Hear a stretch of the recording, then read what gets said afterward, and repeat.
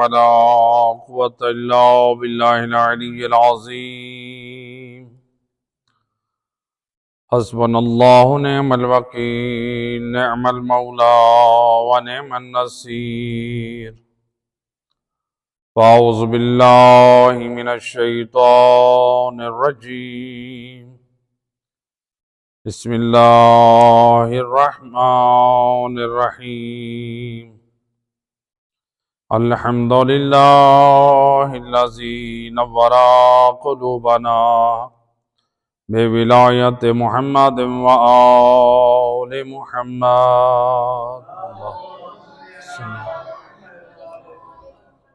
الصلاة والسلام على أشرف الأنبياء والمرسلين وخاتم النبيين أبي القاسم محمد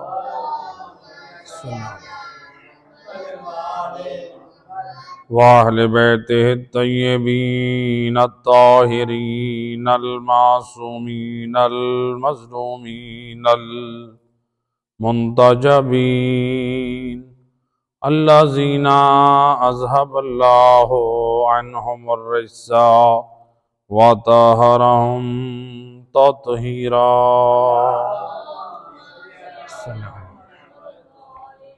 ولعنة الدائمة على أعدائهم أجمعين من يوم ظلمهم إلى يوم الدين أما بعد وقد قال رسول الله صلى الله عليه وآله وسلم إن فاطمة بضعة مني ومن أغضبها أغضبني صلوات پڑھیں محمد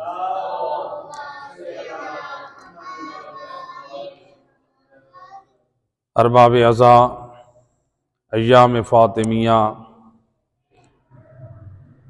خمسہ مجالس کی آج آخری مجلس جس میں ان 5 روزہ مجالس میں ہمارا موضوع قرار پایا تھا ہماری رسومات اور جناب فاطمہ زہرا کا پاک کردار۔ یقیناً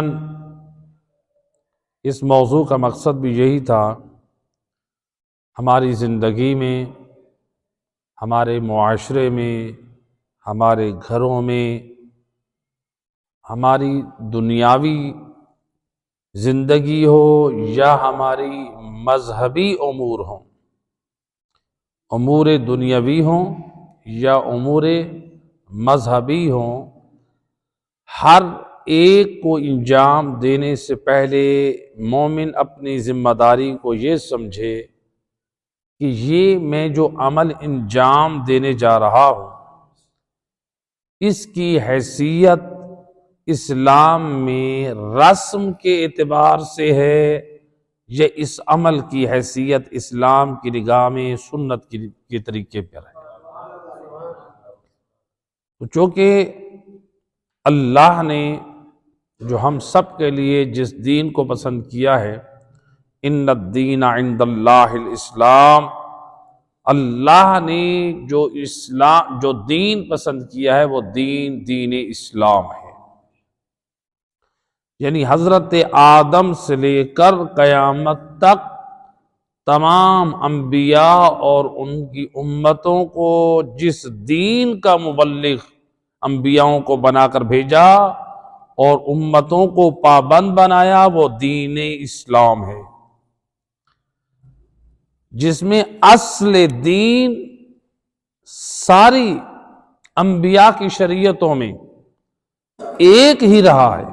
اصل دین یعنی بنیاد دین، توحید، نبوت، خلافت، اسی طرح سے جو قیامت، یہ جو اصل دین ہے، جو اصول دین آپ جنہیں کہتے ہیں، وہ ہر زمانے میں وہ یہ برقرار رہے، لیکن اختلاف شریعتوں میں ہوا ہے، مصلحتاً اور حکمت کے تحت شریعتوں میں اختلاف ہوا۔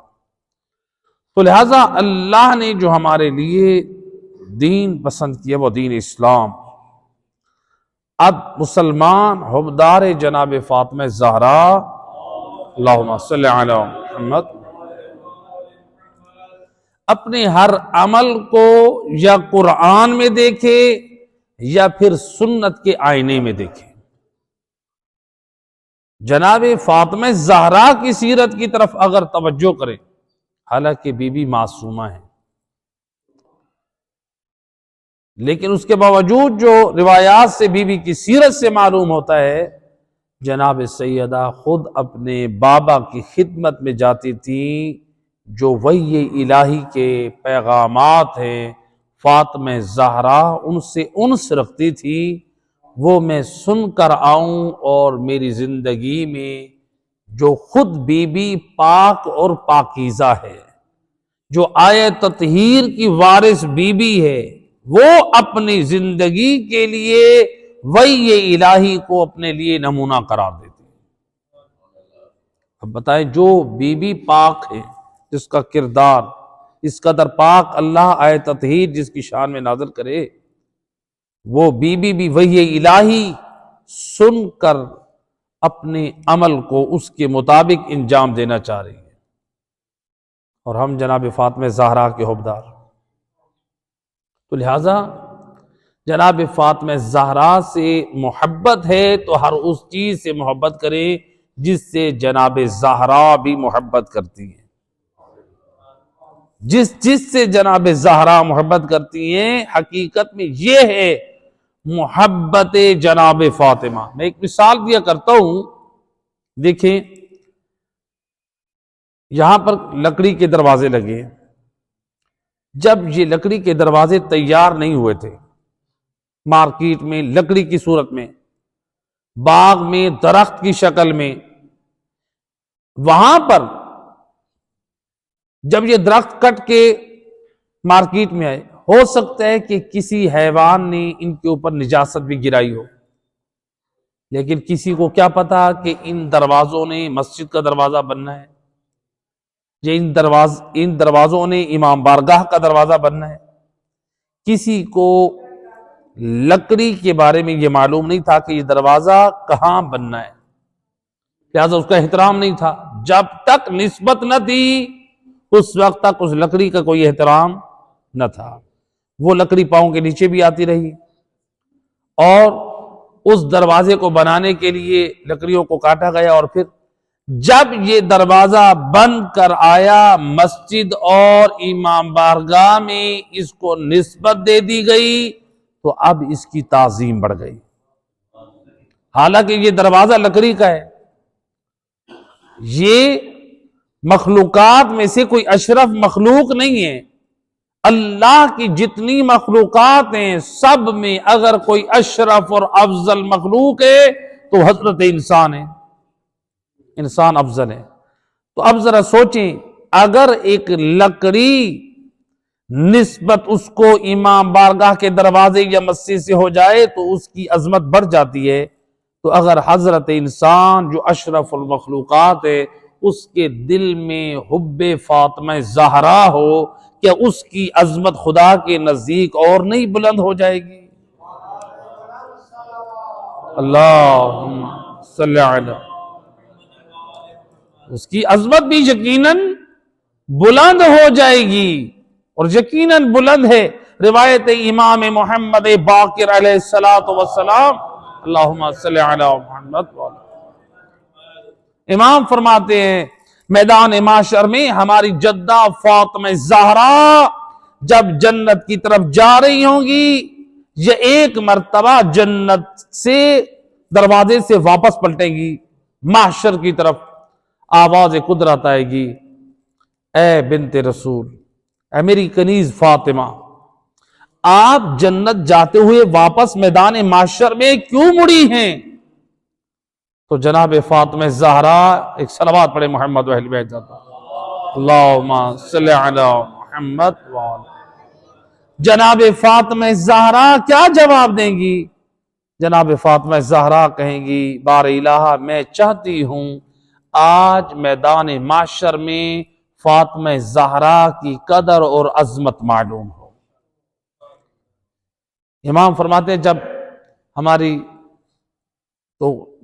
ہماری جدہ جب میدان معاشر میں آئیں گی تو اپنے حبداروں اور اپنے شیعوں کا انتخاب میدان معاشر میں ایسے چن چن کے کریں گی جس طرح سے پرندہ دانوں میں سے اچھے دانے کا انتخاب کرتا ہے اور بیکار دانے کو چھوڑ دیتا ہے۔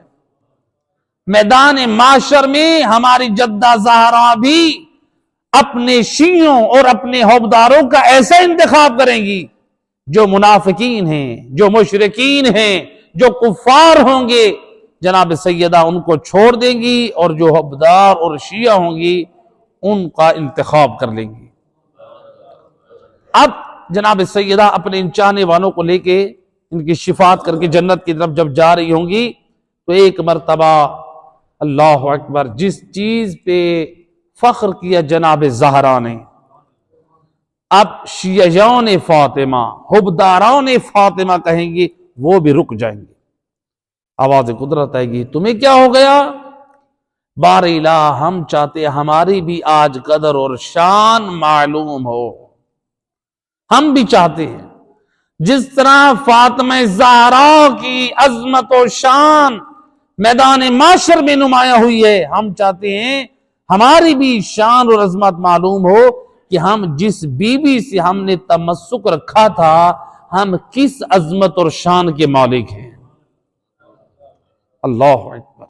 روایت ہے کہ امام فرماتے ہیں پھر حبداران فاطمہ شیعیان فاطمہ میدان معاشر میں آئیں گے، وہ ان کو خطاب ہوگا، اے حبداران فاطمہ، اے شیعیان فاطمہ، من کساکم لحب فاطمہ، جس نے تمہیں لباس پہنایا جناب فاطمہ زہرا کی محبت میں، وَمَنْ أَطْعَمَكُمْ لِحُبِّ فاطمہ، جس نے تمہیں کھانا کھلایا فاطمہ زہرا کی محبت میں، وَمَنْ أَشْرَبَكُمْ لِحُبِّ فاطمہ، جس نے تمہیں پانی پلایا جناب زہرا کی محبت میں، جس نے تمہارے غیبت جیسے گناہ کو معاف کر دیا جناب زہرا کی محبت میں، جاؤ ان لوگوں کو جناب زہرا کی محبت میں ان کو اپنے ساتھ جنت میں لے جاؤ۔ امام فرماتے ہیں کہ جب حبداران فاطمہ شیعیان فاطمہ ان لوگوں کا انتخاب کریں گے جنہوں نے جناب زہرا کی محبت میں لوگوں کو کھانا کھلایا، لوگوں کو پانی پلایا، لوگوں کو لباس پہنایا، لوگوں کی غلطیوں کو معاف کیا، جب یہ حبداران اور شیعیان فاطمہ ان سب لوگوں کا انتخاب کر لیں گے، امام فرماتے ہیں واللہ ما یبقی فی المحشر، اللہ کی قسم میدان معاشر میں کوئی نہ بچے گا سوائے الا شقی و منافق و کافر، تین بدبخت لوگوں کے علاوہ سارے جنت میں چلے جائیں گے۔ تین قسم کے بدبخت کون ہوں گے؟ یا منافق ہوں گے، یا شقی ہوں گے، یا کافر ہوں گے۔ اللہم صلی علی محمد وآل محمد۔ تو لہٰذا اس حدیث نے ہمیں ایک اور عظیم پیغام دیا، اولاد والدین کو پانی تو پلاتی ہے، تو آج سے یہ نیت کر لیں جب بھی ماں باپ کو پانی پلائیں نیت کیا کریں؟ لحب فاطمہ، لحب فاطمہ۔ اس لیے فقہا فرماتے ہیں آپ بعض اعمال ہیں جن میں قربت شرط ہوتی ہے، جیسے خمس آپ دے رہے تو قربتاً اللہ نیت کریں، ریا کا قصد نہ ہو، ورنہ وہ شرعی طور پہ اشکال ہے۔ کتنے ایسے اعمال ہیں نیت جو ہے وہ شرط ہے، نیت کا صحیح ہونا ضروری ہے۔ انسان جتنے خشوع اور خضوع سے نماز پڑھے لیکن نیت کیا ہے؟ لوگوں کو دکھانے کے لیے، وہ نماز رائے گاہ ہے۔ تو لہٰذا نیت کر لیں میں جب بھی کسی مومن کو پانی پلاؤں اور جس کو بھی پانی پلائے نیت کریں لحب فاطمہ۔ خدا گواہ ہے پھر میدان معاشر میں جناب سیدہ بھی شفاعت کریں گی اور جن کو پلا رہے ہوں گے وہ بھی شفاعت کے لیے آئیں گے۔ مومن کو سوٹ پہن دیں، اس کو لباس پہنائیں جناب زہرا کی محبت میں۔ مومن کو آپ کھانا کھلائیں۔ کتنے لوگ ہیں ایام عزا میں نیاز کا اہتمام کرتے ہیں؟ یہی نیت کر لے، میں یہ جو نیاز کا اہتمام کر رہا ہوں لحب فاطمہ۔ بچوں کو آپ گھر میں کوئی چیز کھلا رہے ہیں لحب فاطمہ۔ والدین کو آپ دوائی لے کر دے رہے ہیں لحب فاطمہ۔ آپ تو اپنا فرض ادا کر رہے ہیں، لیکن نیت جب کرتے جائیں گے وہ آپ کا عمل خدا کی بارگاہ میں محبوب سے محبوب تر بنتا جائے گا، کیونکہ اب وہ دوائی جو آپ والدین کو لے کر دے رہے ہیں وہ اب خدمت والدین کے طور پر نہیں بلکہ جناب زہرا کی محبت میں آپ عطا کر رہے ہیں۔ تو جب ایک مرتبہ والدین کی خدمت کی نیت سے دیں اور ایک مرتبہ جناب فاطمہ زہرا کی محبت میں والدین کی خدمت کریں تو اس عمل کی عظمت اور بلند ہو جاتی ہے۔ تو ہر عمل میں مومن یہی کرے، جناب فاطمہ زہرا کی محبت کو رکھتے جائیں۔ یقیناً ہم میں سے ہر فرد، ہر شخص، چاہے وہ جتنی بھی عظمت و شرافت کے مرتبے پہ فائز ہو جائے، جتنے بھی علم و کمال کو حاصل کر لے، لیکن ہم میں سے ہر ایک شفاعت زہرا کا محتاج ہے۔ جناب سیدہ کی شفاعت کے حصول کے لیے بلند تر صلوات، اللہم صلی علی محمد۔ تو لہذا ہمارا ہر عمل جناب سیدہ کی محبت میں ہونا چاہیے۔ تو اب جناب فاطمہ زہرا کے ہم محبدار، ہمارے لیے بی بی کا کردار، نمونہ عمل، جب ہمارے وقت کے امام اپنی توقیع میں زبان عصمت سے فرمائیں فی ابنت رسول اللہ لی اسوۃ حسنہ، مجھ امام زمان علیہ السلام کے لیے میری جدہ فاطمہ زہرا کا کردار اسوہ حسنہ ہے۔ امام کہہ رہے، امام زمان علیہ السلام، امام کا ہم انتظار کر رہے ہیں، اور امام زمان علیہ السلام جس امام کا ہم انتظار کر رہے ہیں، جس امام کی ہم نے اتباع کرنی ہے، جس امام کی ہم نے پیروی کرنی ہے، جس امام کی خوشنودی کو حاصل کرنا ہے، جس امام کی ہم نے اس امام کے ظہور کے وقت ہم نے اس نظام امامت کے مطابق زندگی گزارنی ہے، وہ امام اپنے لیے کس چیز کو نمونہ عمل قرار دے رہے ہیں؟ جناب فاطمہ زہرا۔ تو گویا یہاں پر امام زمان علیہ السلام کا گویا ہمیں یہ میسج مل رہا ہے، اگر غیبت امام میں کوئی میرا انتظار کر رہا ہے، میرے ظہور کا انتظار کر رہا ہے، میرے ظہور کی دعائیں کر رہا ہے، سلامتی امام زمانہ کی دعائیں کر رہا ہے، سلامتی امام زمانہ کا صدقہ دے رہا ہے، میرے نام کا عقیقہ کر رہا ہے، میرے نام کا جا کے کعبے کا طواف کر رہا ہے، میرے نام کے لوگوں کو لباس پہنا رہا ہے، اگر مجھے یاد کر رہا ہے لیکن میری جدہ زہرا کی سیرت کو فراموش کر چکا ہے، اس کا مجھ سے تعلق نہیں ہے۔ کیونکہ امام زمان علیہ السلام کو اپنی جدہ فاطمہ زہرا کا پاک کردار اتنا پسند ہے، امام اپنے لیے پسند کر رہے ہیں۔ تو جو امام بی بی کا پاک کردار اپنے لیے پسند کر رہے ہیں، کیا اپنے شیعوں کے لیے پسند نہیں کر رہے ہیں؟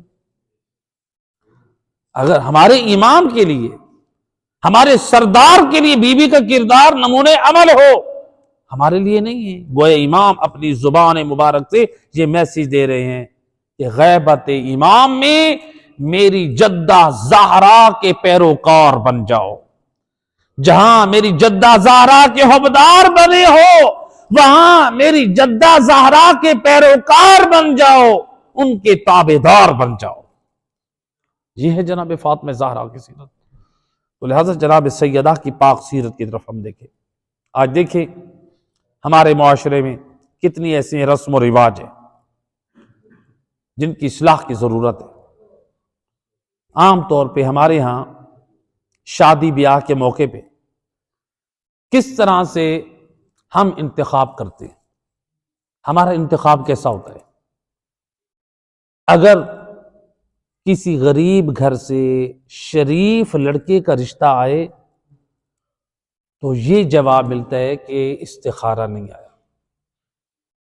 اگر کسی امیر گھر سے رشتہ آ جائے، لڑکا شرابی اور زانی ہو، بغیر استخارے کے فوراً ہاں کر دی جاتی ہے۔ اس کا مطلب ہے ہماری نگاہ میں معیار دین نہیں ہے، دنیا اور دولت بن چکا ہے۔ اب جناب فاطمہ زہرا کی نگاہ میں معیار کیا تھا؟ جب امیر المومنین علیہ السلام، اللہم صلی علی محمد وعلی، امام علیہ السلام جب ہجرت کے وقت آئے تھے مکہ سے مدینہ تو 3 فاطمہ ساتھ تھی۔ ایک ماں فاطمہ تھی اور ایک رسول زادی جناب فاطمہ زہرا ساتھ تھی، اور ایک اور خاتون جن کا نام فاطمہ تھا، لیکن حجاب اور ردا میں لپٹے ہوئے۔ اب جناب فاطمہ زہرا یعنی مستورات کے ساتھ تاریخ میں جو ملتا ہے، امیر المومنین شرم و حیا، حالانکہ چچی جان تھی، دوسرے بھی تھی، لیکن جناب فاطمہ زہرا رسول اللہ کی بیٹی، لیکن امام علی علیہ السلام حیا کے، شرم و حیا کے پیکر، کبھی بھی آنکھیں اٹھا اور بھر کے جناب سیدہ کی طرف نہیں دیکھی۔ علی کی آنکھ میں بھی حیا ہے، تو لہذا جناب فاطمہ زہرا کی بھی نظر شرم و حیا کے ساتھ جھکی ہوئی۔ اور روایت ہے امام جعفر صادق علیہ السلام، اللہم صلی علی محمد وعلی، امام فرماتے ہیں مومن وہ ہے جب وہ کوچوں اور گلیوں سے گزرتا ہے تو اس کی نگاہ یا زمین پر ہوتی ہے یا دیوار پر ہوتی ہے۔ مومن کی نگاہ کہاں ہوتی ہے؟ یا زمین پر یا دیوار پر ہوتی ہے۔ اور گھروں کی خواتین چولہوں پہ بیٹھ کے اس کی پاک دامنی اور اس کے شرم و حیا کا تذکرہ کرتی ہیں۔ یہ مومن کی صفت امام صادق زبان صادق سے، زبان عصمت سے بتا رہے ہیں۔ لیکن ہمارے معاشرے میں کیا ہو رہا ہے؟ ہمارے جوان کہاں جا رہے ہیں؟ یعنی کس قدر ہمارے اندر بے دینی آ چکی ہے۔ معصوم تو یہ بتا رہے ہیں، مومن کی شان یہ ہے کہ جب اس کے ہمسایوں میں کوئی بڑا باپ جب گھر سے باہر جائے تو پیچھے اس کی عفت اور عزت محفوظ ہو۔ کیا ہمارا ایمان ایسا ہے؟ آج کل تو ماحول ایسا بن چکا ہے کہ باپ اور بھائی گھر میں ہیں، صرف خاتون بچی اسکول جا رہی ہے یا کہیں پڑھنے کے لیے یا ضرورت کے لیے، اور کس انداز سے پیش آیا جاتا ہے۔ تو اگر ہمارے آنکھوں میں حیا نہیں ہے، ہم نے جناب فاطمہ زہرا سے کیا سیکھا؟ امیر المومنین علی ابن ابی طالب علیہ السلام سے کیا سیکھا؟ شرم و حیا۔ سب سے پہلے یہ آنکھ میں حیا ہونی چاہیے، اور اگر آنکھ میں حیا نہیں ہے، آنکھ کا غلط استعمال ہے، تو معصوم فرماتے ہیں میدان معاشر میں انہی آنکھوں کو جہنم کی سرخ سلائیوں سے ان کو بھرا جائے گا، جن آنکھوں کا جوان یا خاتون غلط استعمال کرتے ہیں۔ تو آج کل تو یہ بیماری صرف کوچوں گلیوں میں نہیں، اب تو یہ موبائل پہ بھی آ چکی ہے۔ اپنے ایمان اور دین کو برباد کر رہے ہیں، اور اکثر جوان یہ کوشچن کرتے ہیں کہ قبلہ نماز پڑھتے ہوئے ہمیں حضور قلب حاصل نہیں ہوتا، ہمیں وسوسے آتے ہیں، ہمیں غلط خیالات آتے ہیں، بیہودہ تصورات آتے ہیں۔ جب سارا دن آپ موبائل میں ٹک ٹاک، بیہودہ، بے حیائی اور بغیرتی کی آپ موویز، آپ کلپس دیکھیں گے، وہ ویڈیو ساری آپ کی میموری میں سیو ہو چکی ہے۔ اب نماز جب شروع کریں گے، شیطان نے اسی ریکارڈنگ کو سٹارٹ کر دینا ہے۔ شیطان یہی چاہتا ہے کہ مومن کی نماز خراب ہو، حضور قلب ختم ہو، اس کی توجہ ہٹ جائے۔ تو لہٰذا اپنی آنکھوں پہ انسان کو کا کنٹرول ہونا چاہیے۔ معصوم فرماتے ہیں اگر کوئی شخص نامحرم کو پر نگاہ پڑے اور اپنی نگاہ کو آسمان کی طرف بلند کرتا ہے تو جتنی مخلوقات آسمان پر رہتی ہیں خدا ان کی تعداد کے برابر اس کے گناہ معاف کر دیتا ہے، اور اگر وہ زمین پر کرتا ہے جتنی مخلوق زمین پر رہتی ہے ان کی تعداد کے برابر اس کے گناہ بخش دیے جاتے ہیں۔ آل محمد تو ہمیں اس قدر باادب بنا رہے ہیں، حالانکہ اسلام میں سلام کرنے کی کتنی فضیلت ہے۔ مولا علی علیہ السلام فرماتے ہیں کہ سلام کی 70 نیکیاں ہیں، اور جو سلام کرتا ہے اس کو 69 نیکیوں کا ثواب ملتا ہے، اور جو جواب دیتا ہے اس کو صرف 1 نیکی کا ثواب ملتا ہے۔ تو یہ کیوں سلام کرنا مستحب ہے اور جواب دینا واجب ہے؟ تو حالانکہ واجب کا جواب یعنی واجب جواب ہے، اس کا ثواب زیادہ ہونا چاہیے اور مستحب کا کم ہونا چاہیے۔ مستحب کا کم کیوں ہے؟ مستحب کا ثواب اس لیے زیادہ ہے چونکہ یہ سلام کرنے والا اپنی میں کو ختم کر کے سلام کرتا ہے، اور جو اپنی میں کو ختم کر کے سنت پر عمل کرے اللہ اس عمل کو محبوب جانتا ہے، اور جو جواب دینے والا ہے وہ اپنی میں نہیں ختم کر رہا بلکہ وہ جواب دینے میں مجبور ہے، نہیں جواب دے گا گناہگار ٹھہرے گا، اور سلام کرنے والا سلام نہ کرے تو گناہگار نہیں ہے، لیکن سلام کر کے اپنی میں کو مار دیا۔ اب امام علی جو ہمیں یہ بتا رہے ہیں سلام کے بارے میں، ملتا ہے کہ امام علی علیہ السلام جوان خواتین کو سلام نہیں کرتے تھے، بوڑھی خواتین کو کرتے تھے، لیکن جوان خواتین پر اب یہاں پر دیکھیں سوال ہے، امام علی معصوم ہے یا نہیں ہے؟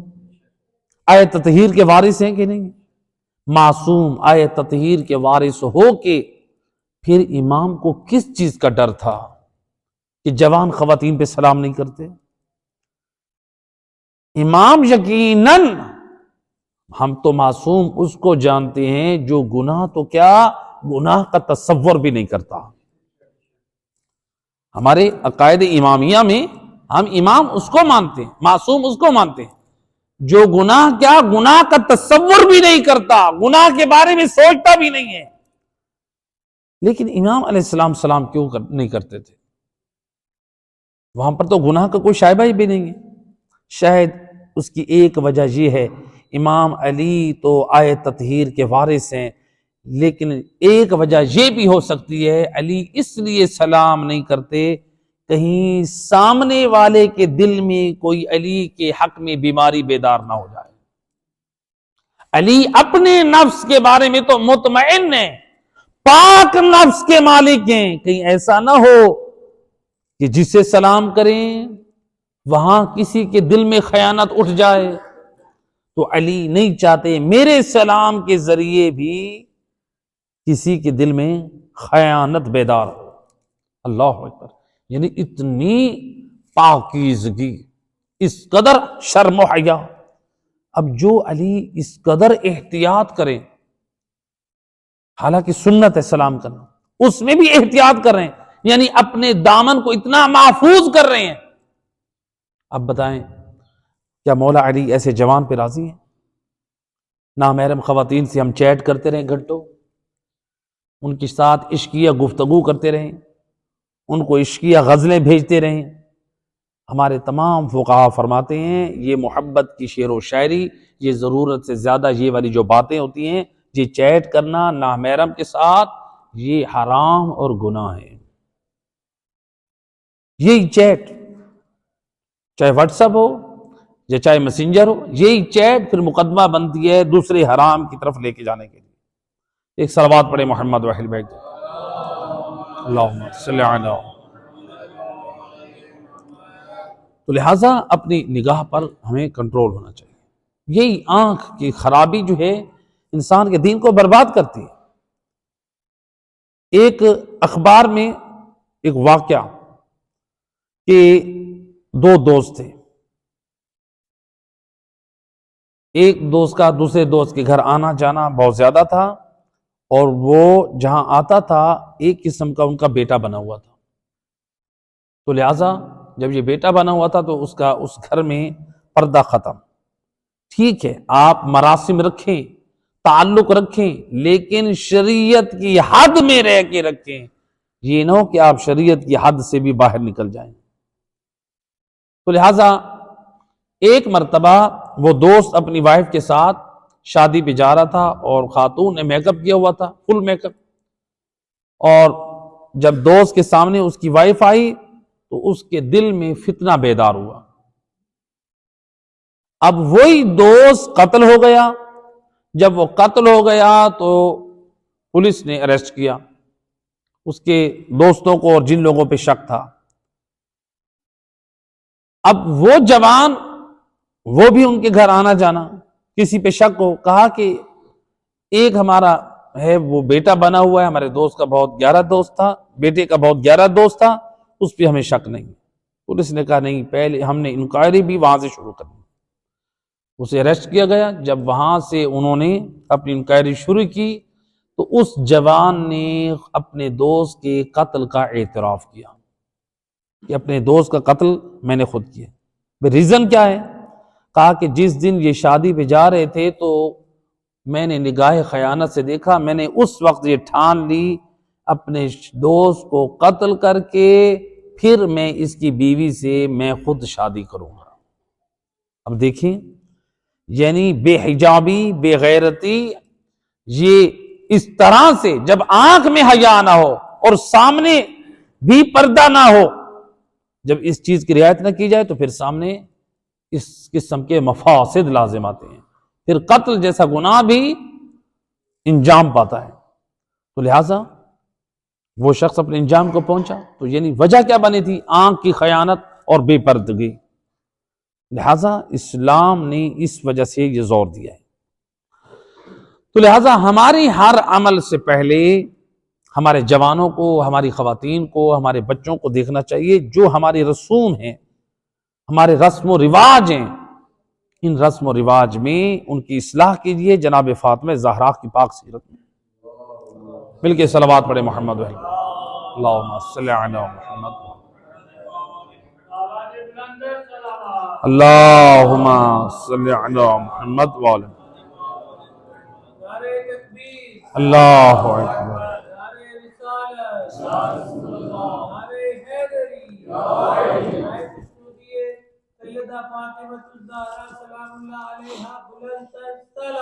اللہم صلی علی محمد وعلی۔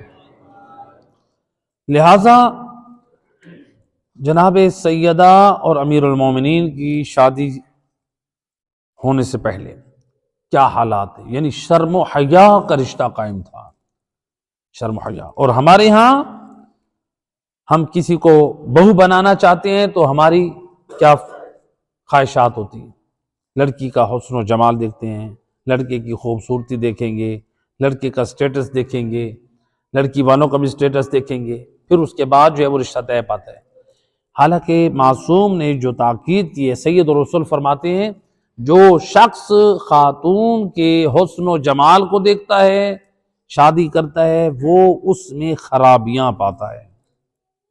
جو لڑکی کے حسن و جمال کی وجہ سے شادی کرتا ہے وہ اس میں کیا پاتا ہے؟ خرابی پاتے ہیں۔ وہ کیسے؟ مثلا مثال کے طور پہ جو سمجھائی گئی اس میں وجہ، مثال کے طور پہ خاتون ہے، حجاب نہیں کرتی، عام پھرتی ہے، تو جس طرح ایک شخص نے نگاہ خیانت سے دیکھا، پسند کیا، اس کو خیال کرنا چاہیے اور بھی کتنی نگاہ خیانت نے ویسے پسند کیا ہوگا۔ تو عام طور پہ آج کل تو بڑا آسان ہے کہ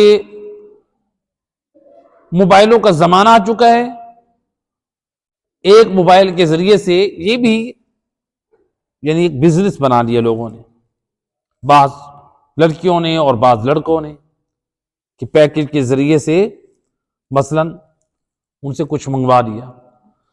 تو یہ ساری خرابیاں تب ہو رہی ہیں کہ جب ہمارے گھروں میں، ہماری زندگی میں یہ دین نہیں ہے، ہمارے اندر شرم و حیا نہیں ہے۔ لہذا شرم و حیا جو ہے اس کے اوپر زور دیا گیا ہے جناب فاطمہ زہرا اور امیر المومنین کی سیرت میں، اور بلکہ تاریخ نے یہاں تک بیان کیا کہ رسول اللہ کے جو والد حضرت عبداللہ تھے ان کی پیشانی پہ نور روشن رہتا تھا، حضرت عبداللہ کی پیشانی میں۔ مکہ میں ایک مرتبہ جا رہے تھے تو ایک خاتون نے ان کو بلا کر کہا کہ تم وہی ہو کہ جس کے فدیہ 100 اونٹ قرار دیا؟ حضرت عبداللہ نے کہا تو وہ نور نبوت جو حضرت عبداللہ کی پیشانی میں روشن تھا، آپ کے چہرے پہ حسن و جمال تھا، اس خاتون نے کہا کہ اپنی خواہش کا اظہار کیا کہ 100 اونٹ دوں گی اور میرے ساتھ جو ہے آپ عقد کر لیں۔ لیکن حضرت عبداللہ نے اپنے والد کو بتایا تو اب وہ خاتون خواہش رکھتی تھی کہ عبداللہ کی شادی اس کے ساتھ ہو، 100 اونٹ بھی دینا چاہ رہی ہے، لیکن کیا دیکھا یہ خاتون مالدار ہے، حسن و جمال رکھتی ہے، لیکن جو نور نبوت منتقل ہونا ہے جس ظرف میں، یہ پاک ظرف کی مالک نہیں ہے۔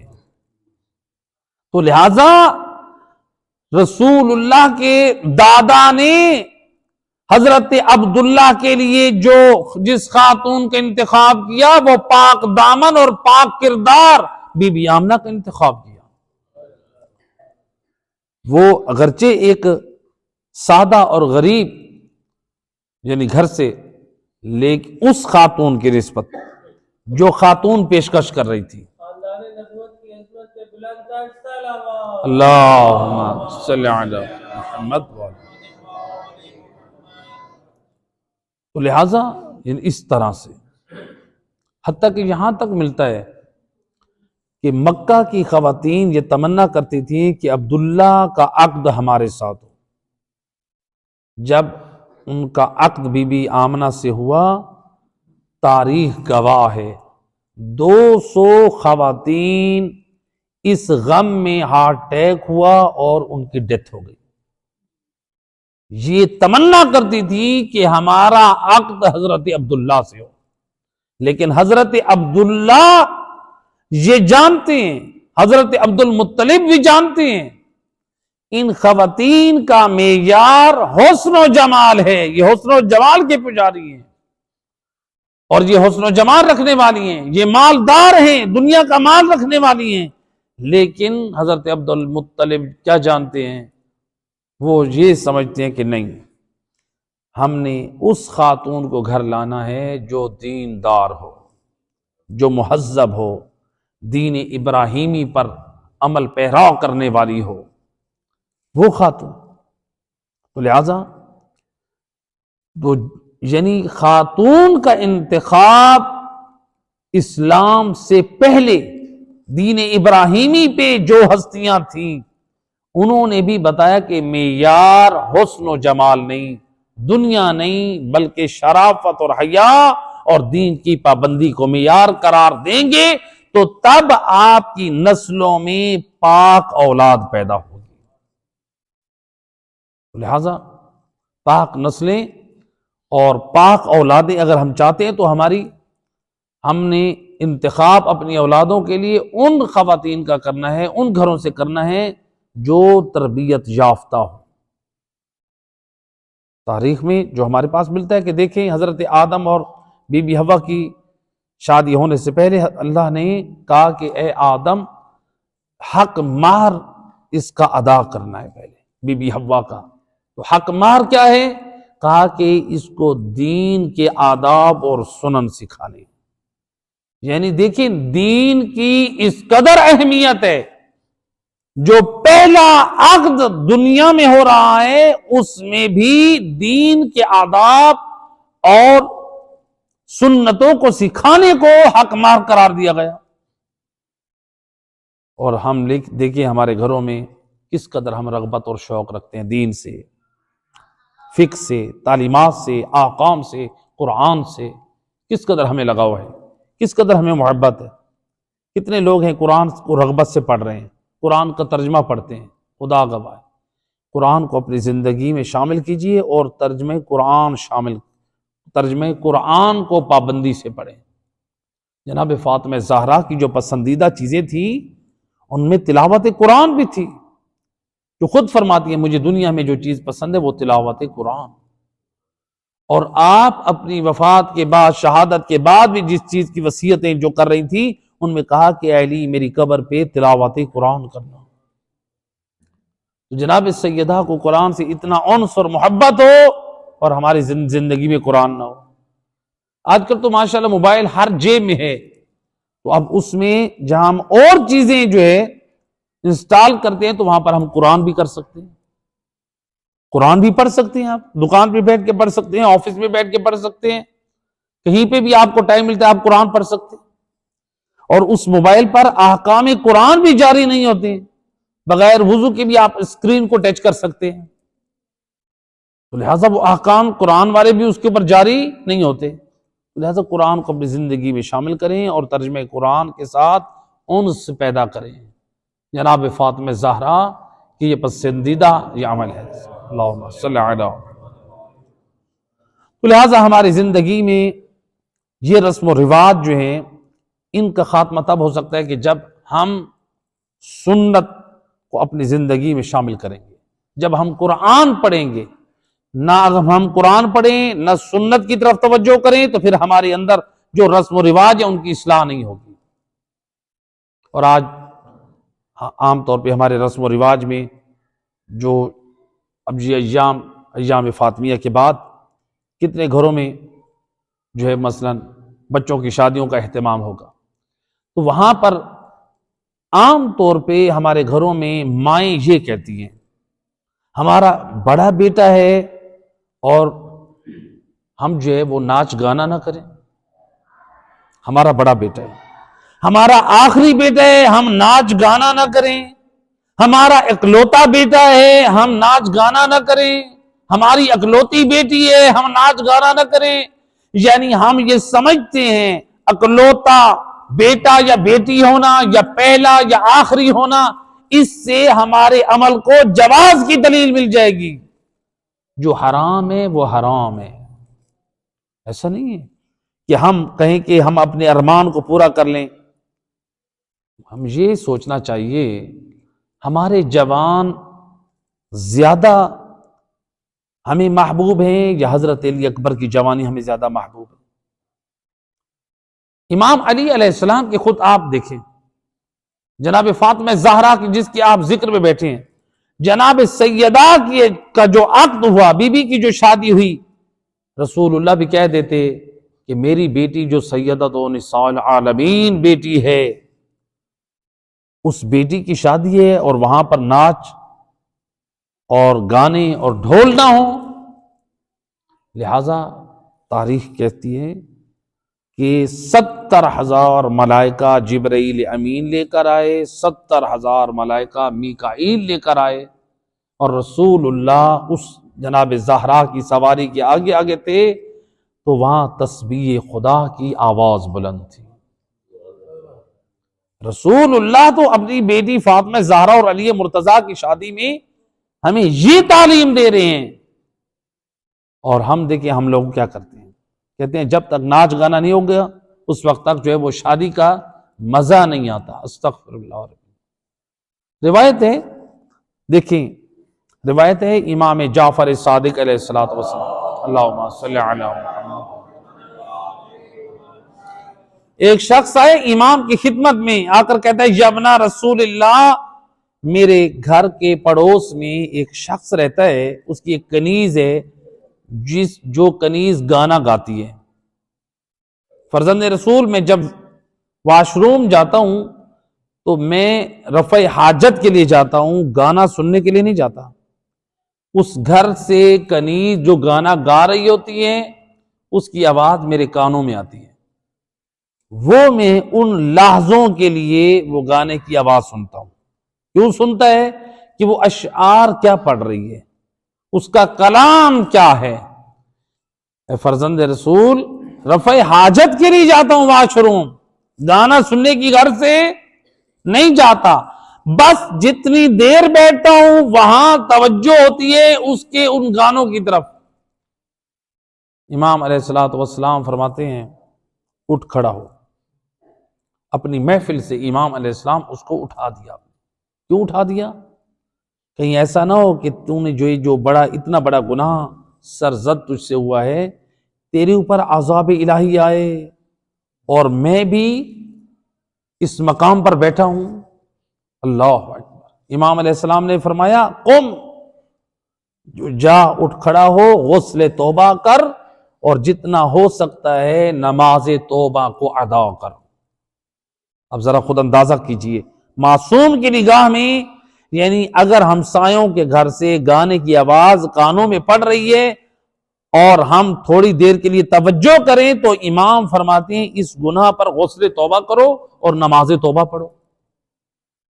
اور ہم اولاد کی شادی پہ یا اپنے گھروں میں ہم گانوں کو اس طرح سے اونچی آواز میں دوسروں کو بھی ڈسٹرب کریں، وہ علیحدہ گناہ، اور موسیقی اور گانا لگا کے اپنی خوشی کا اظہار کر رہے ہیں، آل محمد کو ناراض کر رہے ہیں۔ بعض علماء نے نقل کیا ہے کہ جناب زینب عالیہ کی زبان سے، کربلا والوں کی زبان سے، کہ کیسے پتا چلتا تھا، بیویاں تو خیموں میں تھی، کیسے پتا چلتا تھا؟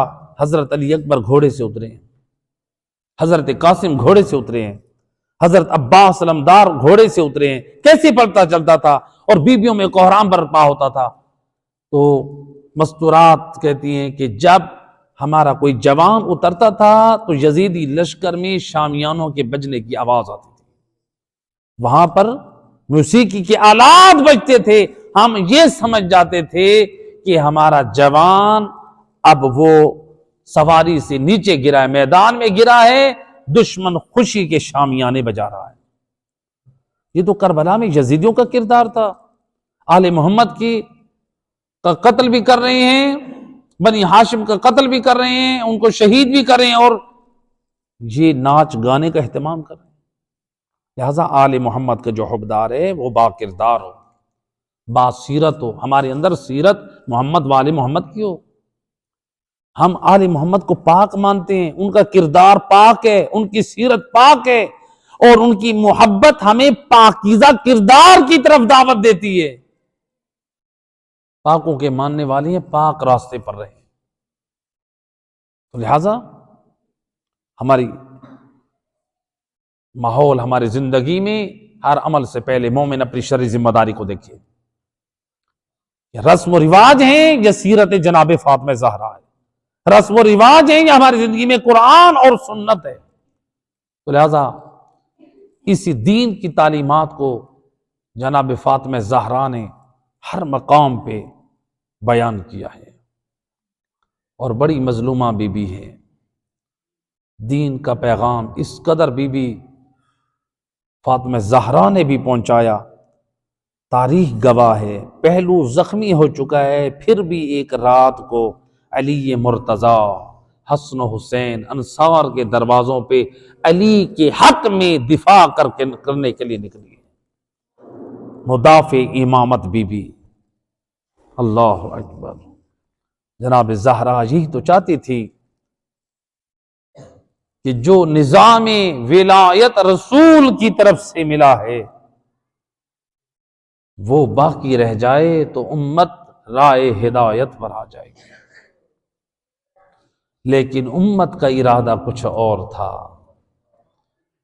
جس دروازے پہ نبی آئے تطہیر کی تلاوت کر کے دنیا کو بتاتے رہے کہ دیکھو اس دروازے کی عظمت کو پہچانو، 6 ماہ تک، جو مشہور روایت ہے، 6 ماہ تک نبی زہرا کے دروازے پہ کھڑے ہو کر آئے تطہیر کی تلاوت کرتے، اصحاب فاطمہ زہرا کے دروازے سے گزرتے اور دیکھتے گویا نبی کا یہ عمل بتا رہا ہے۔ اور میرے بڑے بڑے اصحاب اور نماز پڑھنے والوں اور روزے داروں اور قرآن پڑھنے والوں، یاد رکھو تمہارے اعمال قبول نہ ہوں گے، اور جب تک زہرا کے دروازے کی عظمت کا خیال نہ ہوگا لیکن روایت یہاں تک بھی ہے 9 ماہ تک نبی اس دروازے پہ کھڑے ہو کر آئے تطہیر کی تلاوت کرتے رہے۔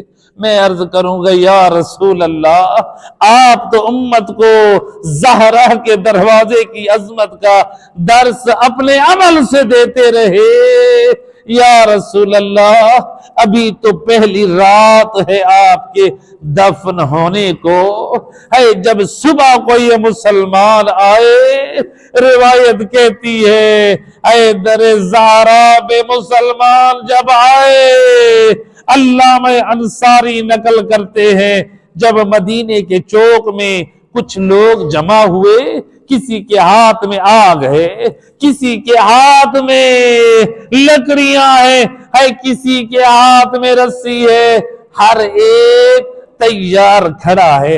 شاید دیکھنے والا کوئی دیکھتا وہ یہ سمجھتا شاید مسلمان میدان جنگ میں جا رہے ہیں، لیکن کیا خبر یہ اس دروازے پہ جا رہے ہیں اور جا رسول آئے تطہیر کی تلاوت کرتے۔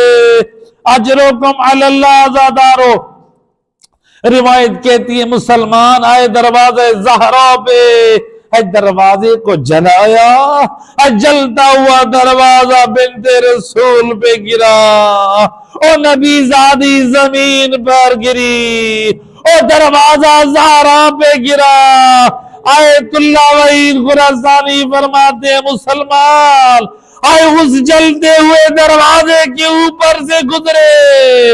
اجرکم علی اللہ، عزادار اور روایت کہتی ہے ہائے مسلمانوں نے علی کے گلے میں رسی ڈالی یا لے کر گئے علی کو دربار میں۔ روایت کہتی ہے جناب زہرا ہے زخموں میں چور چور، ہے سر پہ ردا رکھ کے پہنچی ہے علی کے پیچھے۔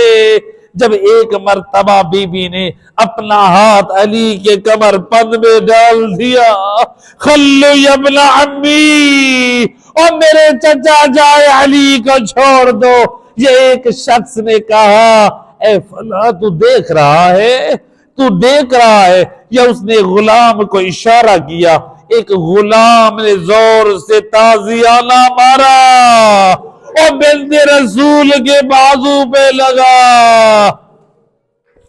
اجرکم علی اللہ زادارو، روایت کہتی ہے بنت رسول ہے واپس آئی، ہے علی اپنے گھر میں زہرا کی تیمارداری میں مصروف ہو گئے۔ سنو گے شیخ عباس قمی کی روایت ہے، غشیت علیہ صحابہ بالزاء، اور بی بی پہ اتنا دکھوں کا حملہ ہوا، ہر گھنٹے بعد ہے زہرا غش کھا جاتی۔ اور ذرا میں پوچھنا چاہتا ہوں اولاد والو، آپ کے گھر میں اگر کوئی مستور ہر گھنٹے بعد بے ہوش ہو، چھوٹے چھوٹے بچے ہوں، تو ماں کے بدن سے کیسے لپٹ جائیں گے؟ اے مرد کیسے بے چین و بے قرار ہوگا اے جب ہر گھنٹے بعد زہرا غش کھا جاتی ہے؟ اے اللہ جانے حسن حسین کی کیا حالت ہے، اور زینب ام کلثوم کی کیا حالت ہے۔ اجرکم علی اللہ، عزادار اور روایت کہتی ہے آ گیا وہ وقت، ایک مرتبہ جب کمرے میں جناب زہرا تسبیح پڑھ رہی ہے، جناب اسماء کہتی ہے یا میں نے دیکھا ایک دم تسبیح کی آواز بند ہو گئی، حسن حسین آئے، میں نے کہا شہزادو تمہاری ماں آرام کر رہی ہے۔ شہزادے کہتے ہیں اسماء اور نانے کے مزار سے آ رہے ہیں، او ہماری ماں زہرا جوڑ گئی ہے۔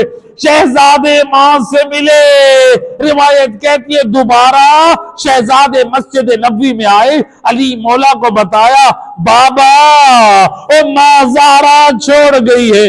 سنو گی عزادارو روایت کا جملہ، اور جب علی نے جناب زہرا کی شہادت کی خبر سنی، فغوشی علیہ، اے علی یہ صدمہ برداشت نہ کر سکے اور زمین پہ جا گرے، ہائے پانی لایا گیا، علی اٹھے، حسن و حسین کو کاندھوں پہ اٹھایا یا بازوں پہ بٹھا کر گھر میں لائے۔